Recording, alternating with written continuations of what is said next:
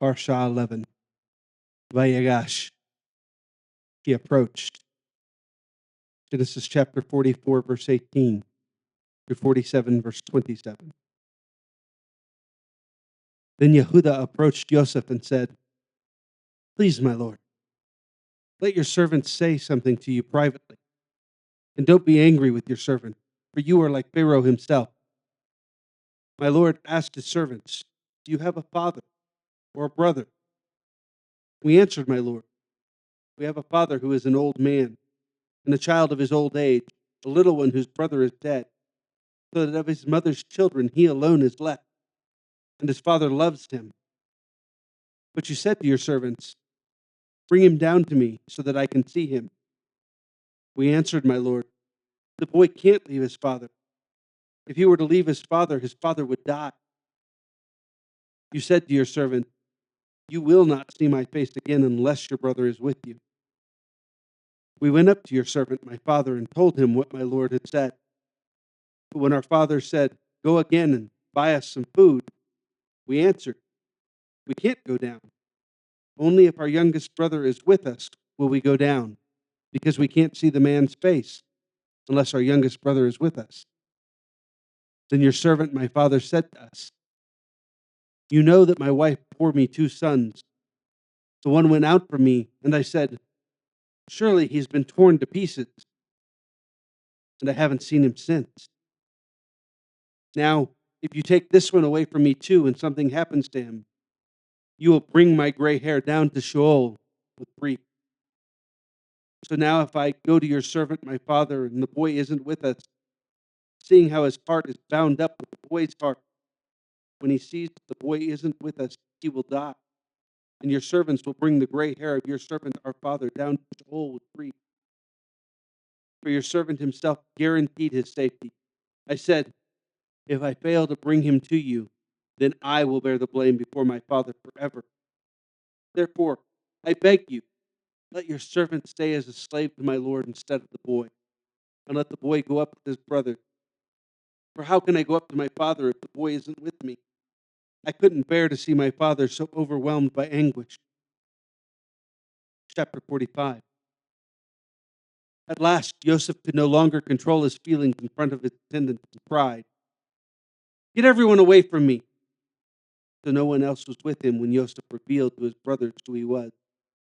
He wept aloud, and the Egyptians heard, and Pharaoh's household heard. Joseph said to his brothers, "I am Joseph. It is true that my father is still alive." His brothers couldn't answer him. They were so dumbfounded at seeing him. Joseph said to his brothers, "Please, come closer." And they came closer.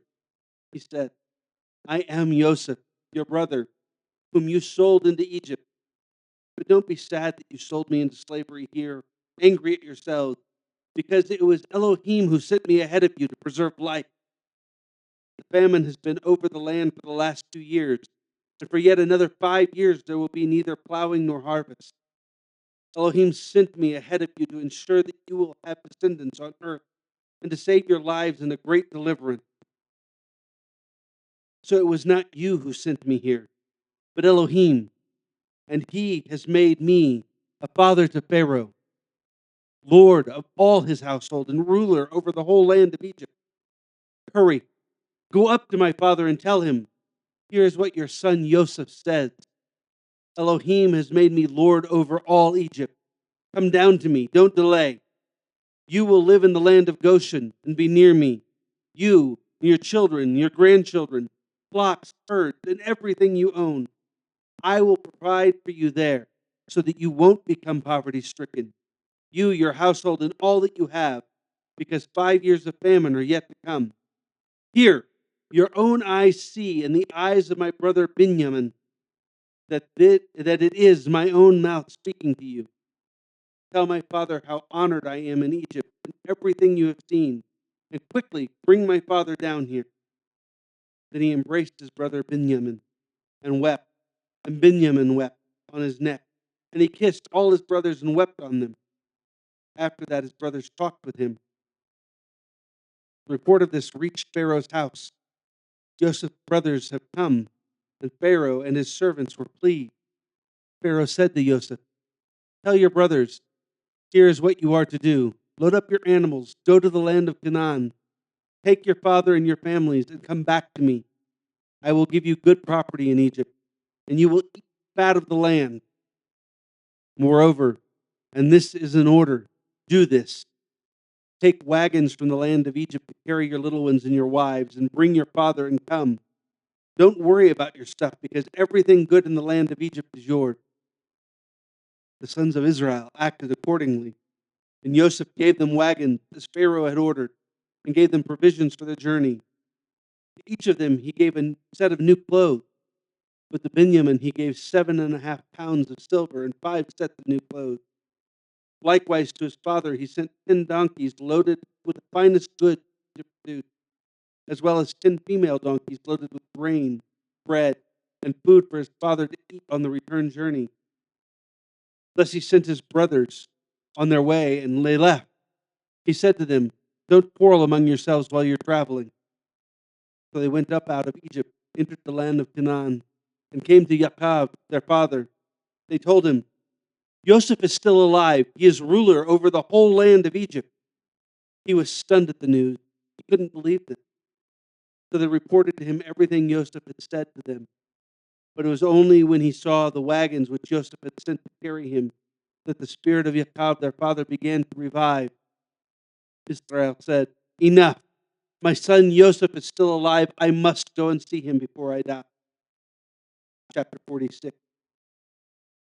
Israel took everything he owned with him on his journey. He arrived at Beersheba and offered sacrifices to the Elohim of his father Yitzchak.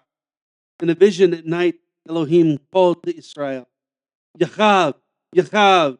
He answered, "Here I am." He said, "I am Elohim, the Elohim of your father. Don't be afraid to go down to Egypt. It is there that I will make you into a great nation.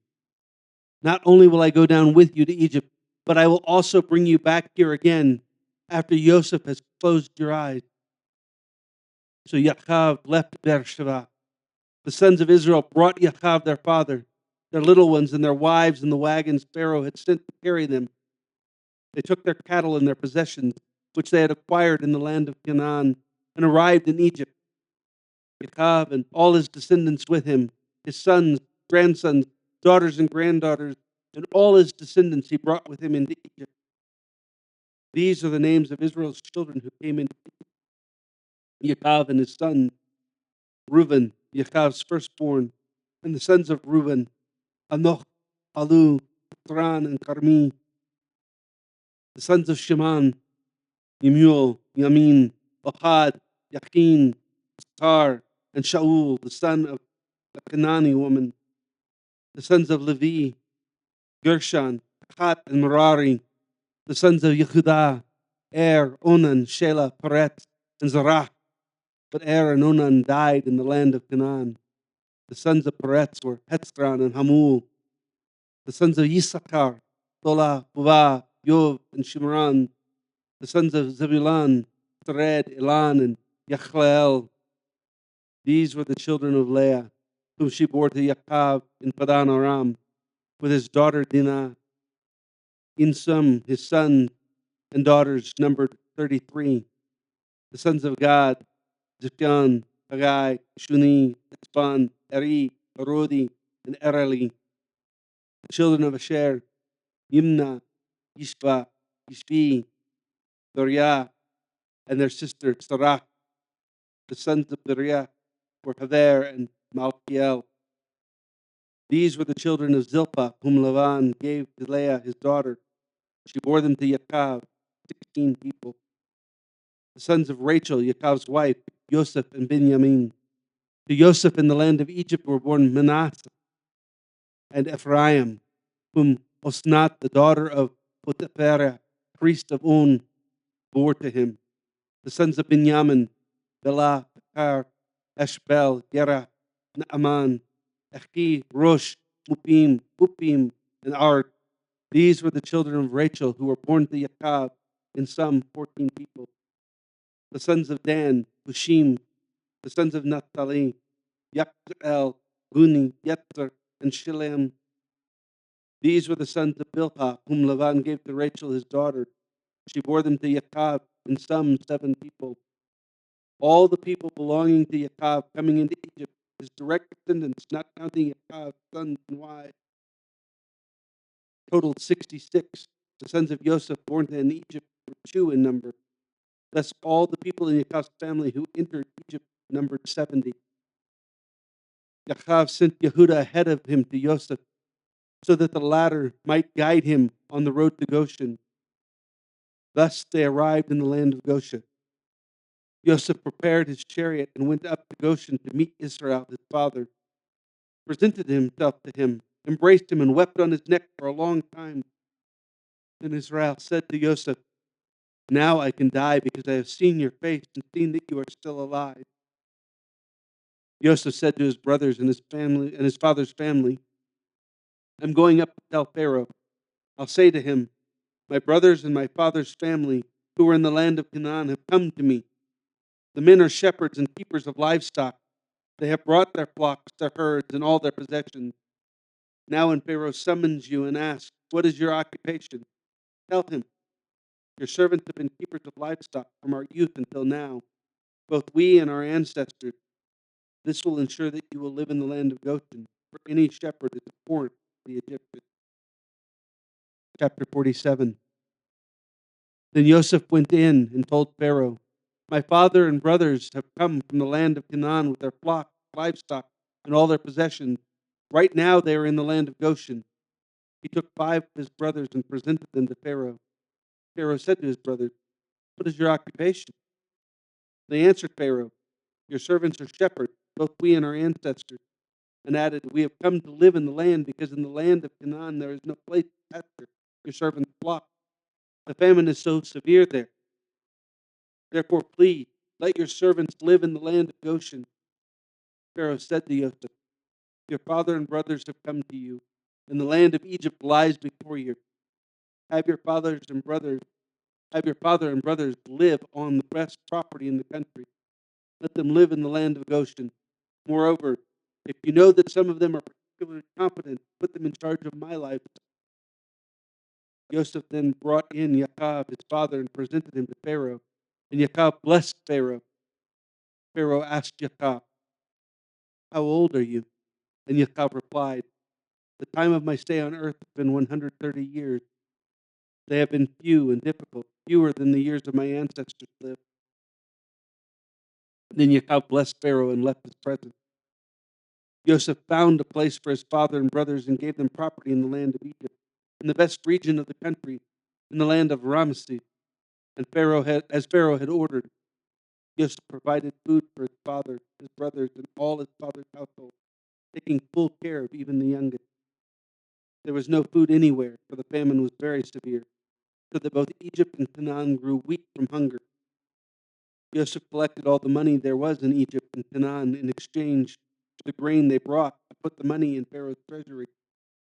When all the money in Egypt had been spent, and likewise in Canaan, all the Egyptians approached Joseph and said, "Give us something to eat.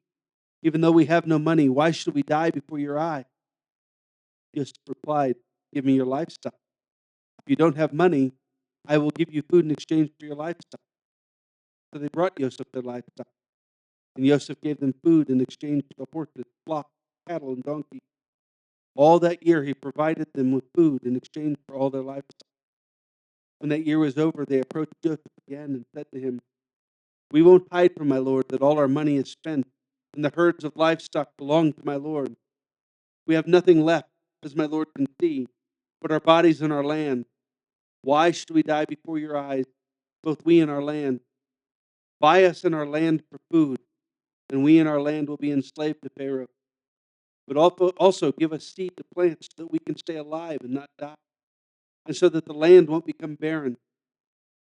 So Joseph acquired all the land in Egypt for Pharaoh, as one by one the Egyptians sold their fields, because the famine weighed on them so severely. Thus the land became the property of Pharaoh. As for the people, he reduced them, served them city by city, from one end of Egypt's territory to the other. Only the priest's land did he not acquire, because the priests were entitled to provisions from Pharaoh, and they ate from what Pharaoh provided them. Therefore, they did not sell their land. Then Joseph said to the people, "As of today, I have acquired you and your land for Pharaoh. Here is seed for you to sow the land. When harvest time comes, you are to give 20% to Pharaoh. 80% will be yours to keep for seed to plant in the field, as well as for your food and for that of your household and your little ones." They replied, "You have saved our lives. So if it pleases my lord, we will be Pharaoh's slaves." Joseph made it a law for the country of Egypt, valid to this day, that Pharaoh should have 20%. Only the property only the property belonging to the priests did not become Pharaoh's. Israel lived in the land of Egypt 17 years. They acquired possessions in it and were productive, and their numbers multiplied greatly.